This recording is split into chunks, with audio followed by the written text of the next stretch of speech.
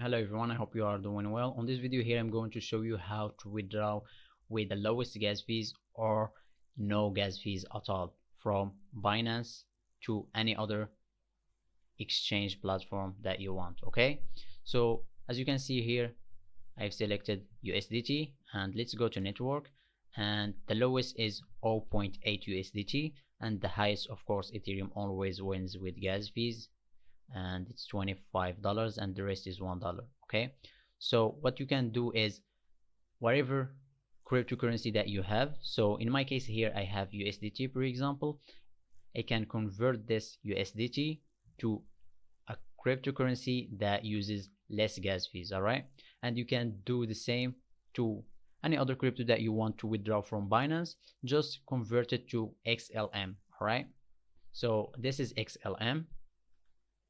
So let's pretend that I have converted my USDT to XLM, all right? And here it will say the balance. And just here, I'm just showing you the network and the low gas fees using this network here. So the first network is Binance Smart Chain with 0.64 XLM, and the lowest is XLM for 0.02, which is the equivalent of this much of dollars. All right, so this is the lowest you can get. So just convert or trade your crypto to XLM.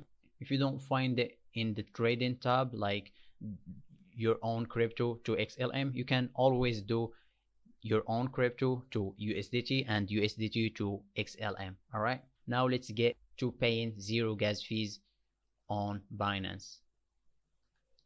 So type in Neo and go to Neo. So the same applies on this case. You need to convert or trade your crypto to Neo. All right, and let's go to network, and as you can see, the fee is 0 Neo, which is $0.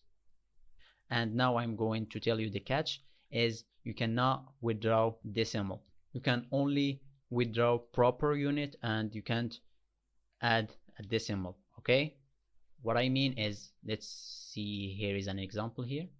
So as you can see, you only can withdraw the proper units like this, like let's say 25, 100, 200 Neo, and it will go through. But you can't withdraw an amount like this, like 25.38. okay, this one won't go through. All right, so what you can do is either buy more, so it will be 26 and it's a proper unit, or just withdrawing 25 and the rest you can trade it back to your original crypto or asset that you have on Binance. Okay, so this is it.